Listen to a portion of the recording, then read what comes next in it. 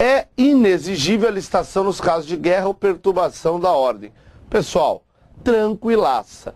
Será que é inexigível isso ou dispensável? Muito fácil. Olhando a legislação a 8666, nós vamos ver que no artigo 24, inciso 3 diz: é dispensável a licitação nos casos de guerra ou perturbação da ordem. Dispensável. Os casos de inexigível estão aí no 25, pessoal, onde não há competição. Um exemplo clássico: contratação de profissional de qualquer setor artístico, diretamente ou através de empresário, desde consagrado pela crítica ou crítica especializada na opinião pública. Exemplo maior eu não tenho. Por exemplo, o Vando, que está aí embaixo, né?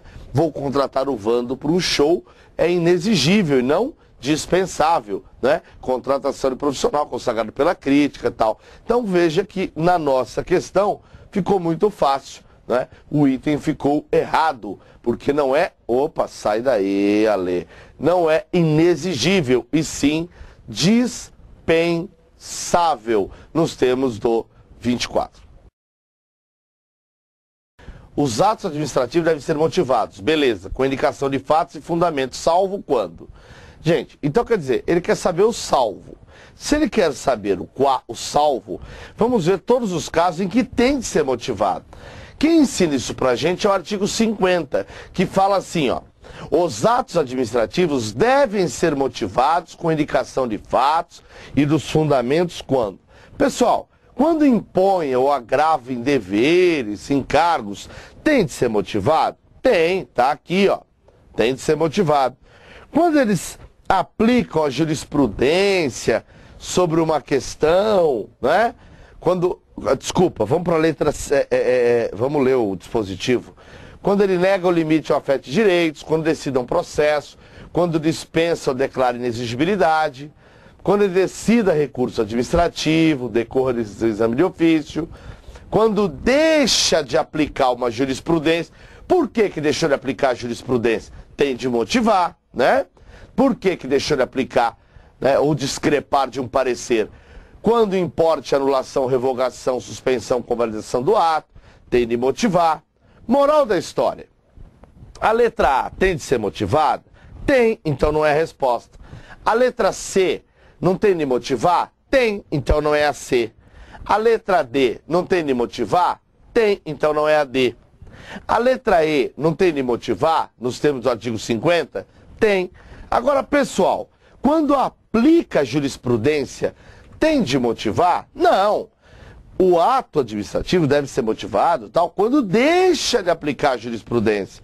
Moral da história: a única resposta aí, que é salvo quando, só pode ser a bola. Quando aplicar a jurisprudência, não é o caso de ter de motivar, é sim quando deixa de aplicar. Portanto, letra B de bola.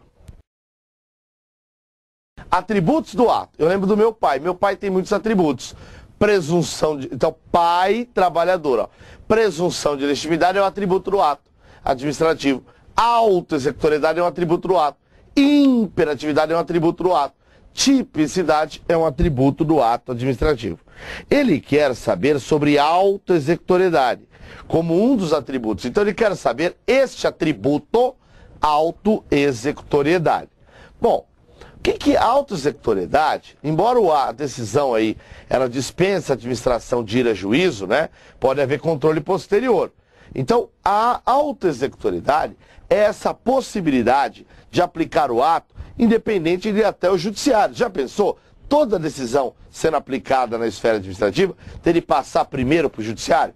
Imagina se demora. Então, a autoexecutoriedade é essa possibilidade de aplicar o ato independente de socorrer do poder judiciário. Beleza. Agora, existe o quê? O controle do judiciário, se eventualmente tiver direito sendo lesado. Muito bem, muito bem.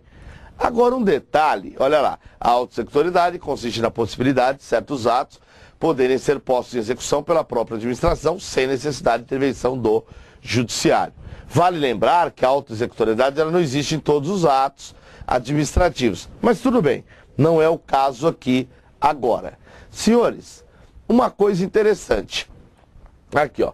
O poder que possui a administração de executar direta imediatamente seus atos imperativos, independente de mandado judicial, ocorre em especial com aqueles atos de poder e polícia. Por exemplo, apreender mercadoria, fechar uma casa noturna, demolir um prédio que ameaça ruir. Já pensou ter de ir para o judiciário primeiro para depois a administração praticar o ato? Eles gostam de um atributo. Qual? Autoexecutoriedade, que é um atributo. Vai fechar uma casa noturna, o Lineu Silva da Grande Família vai exercer ali o seu poder de polícia na vigilância sanitária. Então tudo isso é autoexecutoriedade, atributo do ato. Beleza. Na letra A, que foi dita aqui, ó, vem pra cá, né? Ele vai tentar confundir a gente. Aí só um detalhe, imperatividade é outro atributo, mas tem a ver mais com o quê? Com os atos que são impostos, independente da concordância das pessoas, né? Dos administrados, né? Mais uma vez, diferencia de um ato comum. Não é? Na vida comum, ninguém pode aplicar um ato e obrigar o particular, né? O ato administrativo, não, ele goza de imperatividade por isso. É um atributo que impõe, independente da concordância das pessoas, a aceitação, né? Beleza. Olhando aqui as nossas alternativas, veja, a autoexecutoriedade como um dos atributos do ato. Ela afasta a apreciação judicial? Gente, ela não afasta a apreciação judicial do ato. Eu posso ter autoexecutoriedade, mas depois a pessoa pode ir para o judiciário, não é? Está errada a letra A. Ela existe em todos os atos administrativos? Não, não. Por exemplo, eu posso ter um ato de autoexecutoriedade, por exemplo, aplicar uma multa, né? Mas na hora de executar essa multa, o fiscal não pode ficar lá parado. Eu vou ter de me socorrer do Poder Judiciário de uma coisa chamada execução, tá? Então não são em todos os atos. A letra C da autoexecutoriedade é a qualidade do ato que dá ensejo à administração de direto e imediatamente executá-lo. Tá certo. A letra C, eu vou de letra C. Para mim é a letra C. E é mesmo. E a letra D está errada, porque a possibilidade de unilateralmente de criar obrigação para o administrado não é autoexecutoriedade, tá? Isso tem mais a ver com imperatividade, que é o poder extroverso. Implica reconhecimento da prova em contrário, o ato foi expedido com observância da lei? Aí não, seria mais o atributo denominado presunção de legitimidade. Portanto, ficou aí letra C. Para fins dessa lei, considera-se órgão, unidade de atuação integrante da estrutura da administração direta e da administração indireta. Entidade, unidade de atuação dotada de personalidade jurídica. Então, ó, órgão não tem personalidade jurídica. Agora, entidade é dotada de personalidade jurídica. E a autoridade é o servidor ou agente dotado de poder de decisão. Moral da história. A questão 8 trouxe vários itens.